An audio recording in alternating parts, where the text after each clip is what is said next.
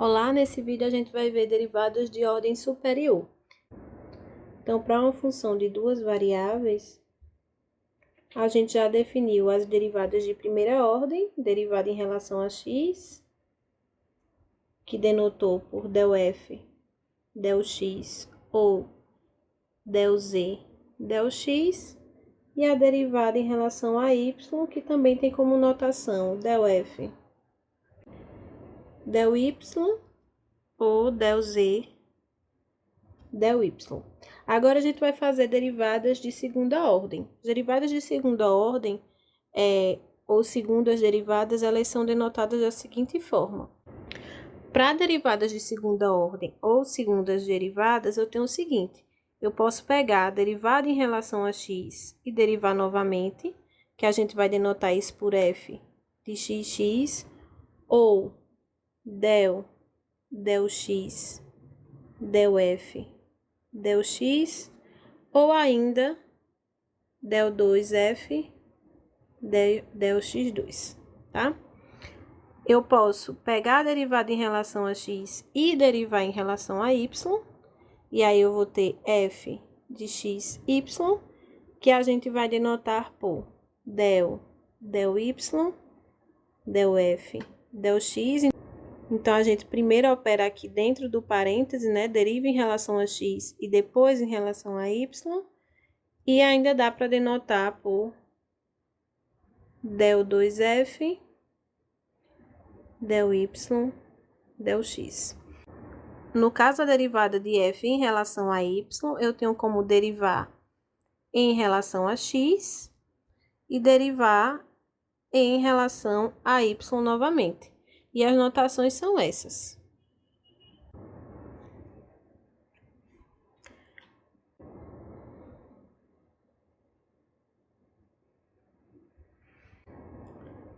Para funções de três variáveis,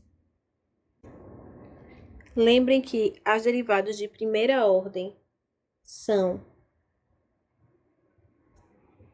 fx, fy e fz, e a partir de cada uma delas, eu posso definir as derivadas de segunda ordem, que serão fxx, fxy, fxz. Para y, eu vou ter fyx, fyi e fyz. E para z, fzx, fzy, fzz. Então, se eu quero fazer de terceira ordem, eu vou derivar essa, por exemplo, fxx em relação a x, em relação a y, em relação a z. E assim sucessivamente. Então, vamos lá ver um exemplo prático disso tudo.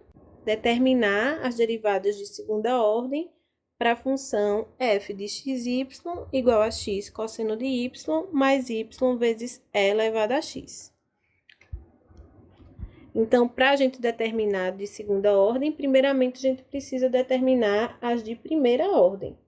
Então, vamos derivar em relação a x. Lembrem que quando a gente deriva em relação a x, a gente olha y como constante. Então, para esse primeiro termo, se a gente vai olhar y como constante, cosseno de y também será uma constante. Consequentemente, a gente só vai precisar derivar aqui esse x.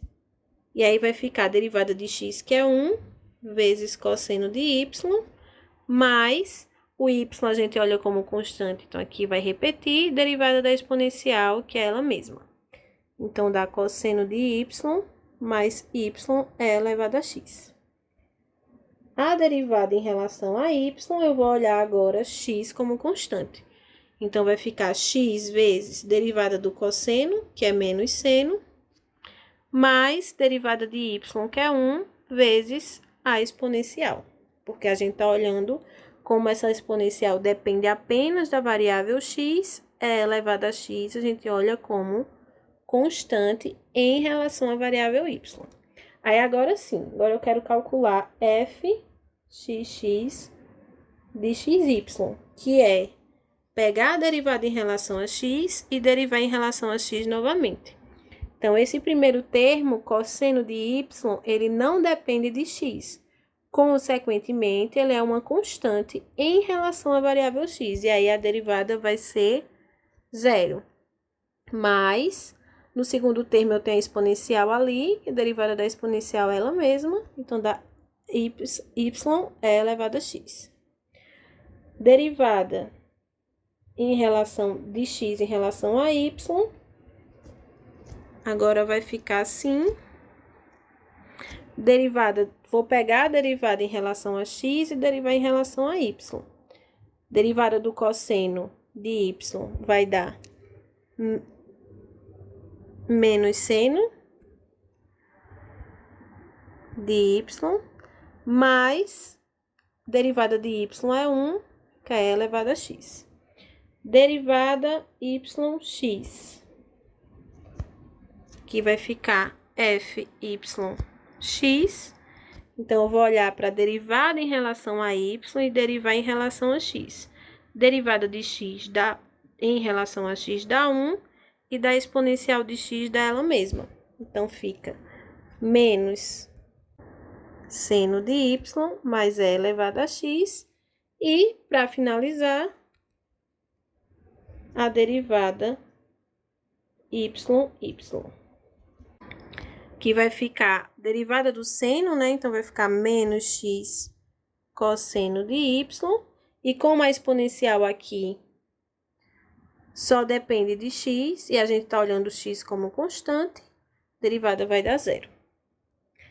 Então, observem que aqui essas duas derivadas deram iguais, né? E isso não é uma coincidência, não. Isso é devido ao teorema que diz que se eu tenho uma função f definida numa bola aberta D, de R2 em R, de modo que AB está em D, e se fxy e fyx forem contínuas em D, então fxy em AB é igual a fyx em AB. Então, sempre que você tiver uma função f que satisfaz essas condições aqui, de continuidade principalmente, a gente vai ter essa igualdade. Então, basta calcular uma dessas derivadas para ter a próxima. E é isso, no próximo vídeo a gente vai ver regra da cadeia.